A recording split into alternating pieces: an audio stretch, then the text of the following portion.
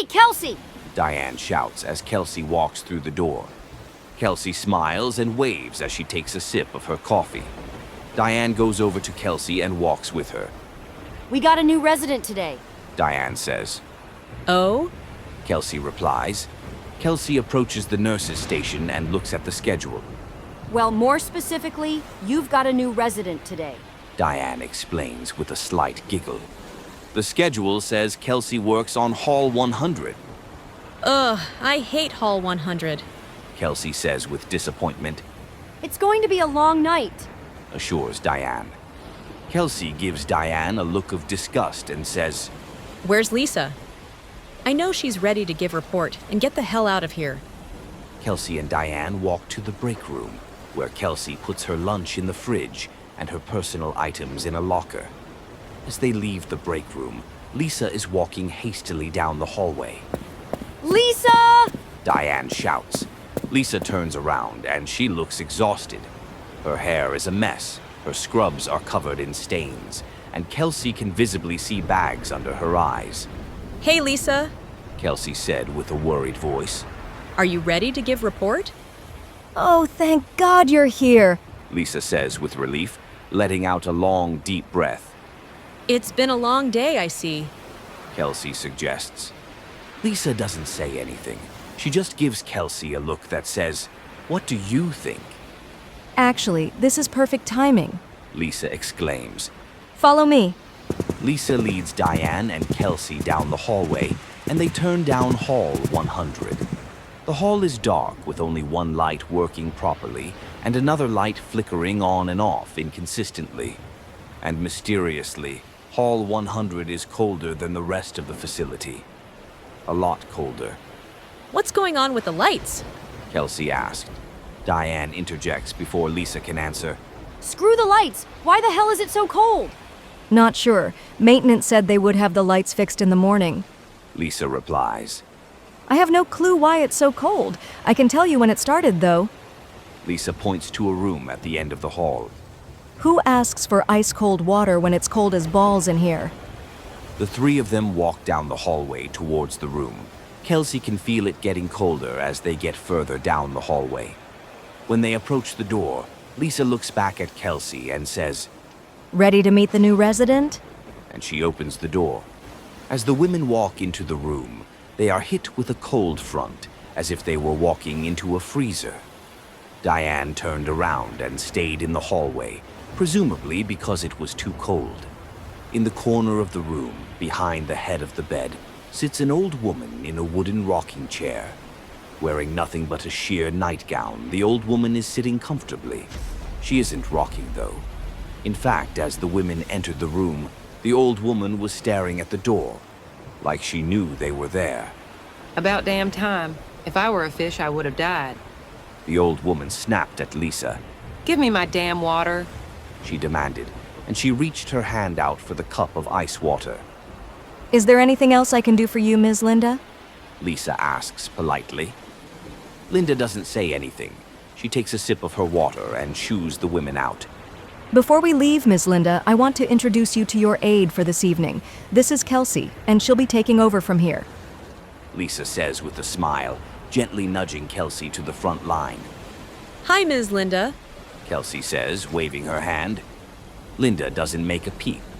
She stares at Kelsey with a blank expression, squinting her eyes as if she couldn't see her fully. Come closer. Linda insists. Kelsey takes a few steps closer and repeats herself. Hi, Ms. Linda. Linda looks at Kelsey and puts her hand out, as if she were asking for help, standing up. Kelsey obliges and grabs Linda's hand. She is freezing, like ice-cold freezing, but she seems unbothered.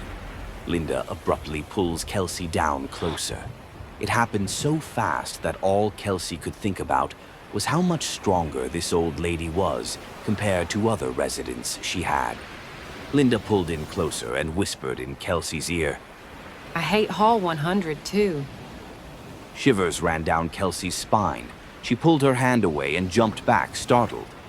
Why would she say that? She didn't hear me. She wasn't even around when I said it. Kelsey thought to herself. Linda just smiled and started rocking her chair. See you later, Kelsey. Lisa and Kelsey leave the room, and Lisa asks, What did she say? Who is that lady? She was a late transfer from Tall Oaks. Why, what did she say? Oh, great. I'm dealing with a crazy person. That would have been something to mention before going into her room, don't you think? Kelsey storms off, frustrated, confused, and a little frightened. She walks to the nurse's station and asks Hannah, the nurse behind the desk, what Linda was in Tall Oaks for. Hannah opens a binder and starts thumbing through pages. Linda S. Ayton. She was admitted to Tall Oaks Psychiatric Hospital for schizobipolar disorder. Why was she transferred here? The chart says she reached the requirement for psychiatric long-term care. Kelsey didn't know how to feel. She couldn't shake the feeling that something was off. I think I remember her name from the news a while back. Hannah said. You know, when those 6 people died? Kelsey didn't know what Hannah was talking about, so she pulled out her phone and did a little research of her own. It turns out Linda used to work for a local newspaper until most of the employees passed away. According to news reports, they all died of natural causes, but Linda was adamant that she killed them all. She told police and reporters that she killed them because they were misrepresenting stories in the paper. When authorities asked her how she did it, Linda said she just snapped her fingers and declared them dead. It was then that Kelsey understood why Linda was diagnosed with schizoaffective bipolar disorder. Before she could mention the full story to Hannah, Linda's call light started to blink. Looks like our friend needs some assistance. Hannah chuckles. Reluctant and full of skepticism, Kelsey makes her way to Linda's room. As she enters the room, still ice cold, Linda is sitting in the same chair. Come, sit. Linda insists, patting the bed next to her. Kelsey, unsure if she should get any closer to the crazy woman, eases forward slowly. Don't be shy, I won't bite. Linda reassures Kelsey. Kelsey uneasily sits on the edge of the bed next to Linda's chair. Don't worry, Kelsey, I won't be here much longer. Confused by what she means, Kelsey says, Are you going home soon, Miss Linda? In a manner of speaking, yes. Kelsey is puzzled, and her face shows it. From the moment you walked in, I could feel your presence. You're not like the other women here. You're different. Kelsey is still confused by what is going on, but Linda continues. I want to share something with you. Okay. Kelsey says, inviting Linda to finish. I'm leaving before sunrise. Linda says calmly. Leave. I don't think you are allowed to leave, Miss Linda. No, I am going to leave. But before I go, I have one last thing to do. At this point, Kelsey is sure this woman is batshit. Did you believe the reports you read? Not this again. Kelsey thinks to herself. How the hell does she know these things? Never mind your belief. I am going to do it again. Kelsey's face flusters. She is visibly worried by what Linda is saying, how she knows about the research. But more than that, she is worried about what Linda means specifically. Look at that clock. Linda says. Kelsey looks at the old clock hanging above the television. It's 11:30. At 1 a.m., I will kill 6 of you. Kelsey starts to panic. Then she remembers that Linda has a medical diagnosis that can explain her behavior, so she lets out a small giggle. Okay, Miss Linda. Kelsey sarcastically acknowledges, and she leaves Linda's room. As she walks out of the room, she notices the flickering light has stopped working entirely. Now, there is only one light working in the hallway, and it has gotten distinctly colder. Kelsey walks to the nurse's station to tell Hannah what just happened, but Hannah isn't there. She gets on her walkie-talkie and calls for Daryin, but there is no response. Kelsey begins walking around the facility looking for anyone she can find. She looks at the schedule to see who is working, and there are 6 employees scheduled for tonight. Cheryl, Daryin, Megan, Hannah, Charlotte, and Kelsey. She hadn't seen Megan, Cheryl, or Charlotte all evening, but that wasn't alarming, seeing as they worked in halls on the other side of the building. Kelsey gave up looking for her co-workers as another call light started to blink. She continued with her work, and as time passed, she noticed it was almost 1 a.m. Kelsey was never really worried about Linda killing her co-workers, but now that she can't find one, she was starting to think maybe Linda wasn't full of crap. Just then, Linda's call light started to blink. Kelsey walked down the freezing hallway and into the freezer that was Linda's room. Linda wasn't there. Kelsey turned around and ran out of the room, looking frantically for Linda. She saw a figure that she thought to be Linda turn the corner at the end of the hallway. She ran after her, calling out her name.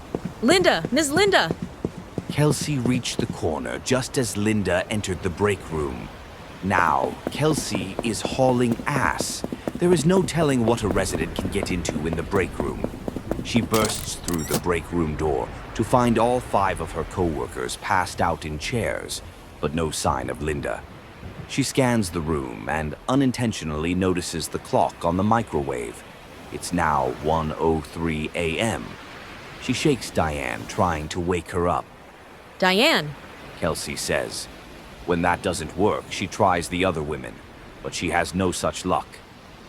Finally, she pushes Diane a little harder, and Diane falls out of her chair and hits the floor hard. She's dead. Kelsey lets out a shriek of fear and pushes them all to the floor. They are all dead. In the midst of freaking out, Kelsey notices there are only 5 people here. Oh shit, I'm number 6. She thought. Kelsey darts out of the break room, runs to the nurse's station, and calls 911. While she is explaining what has happened, she sees the same figure she believes to be Linda entering her room. She hangs up the phone and runs to Linda's room. When she walks in, she is surprised to find Lisa sitting in Linda's rocking chair. She wants to get closer and inspect what's going on, but she is terrified at the possibility that Lisa is dead too. Instead, she turns around to run back to the nurse's station, and Linda is standing face to face with her. Go home, Kelsey. Linda tells her. Unless you want to talk to the police, I'm sure they won't make the only survivor a suspect. She continues with sarcasm. Kelsey's heart sank into her stomach. Although she knew she was innocent, Linda had a point. It's hard to plead innocence when you're the only one left and have no witnesses to corroborate your story. Kelsey didn't think twice. She left right then and there. She wanted to get as far away from Linda as possible. She bolted out the front door, leaving all her things behind. The next morning, Kelsey woke up with a massive headache, sure that everything that had happened was just a dream. She made herself some coffee, turned on the news, and watched as what she thought was a dream turned out to be reality.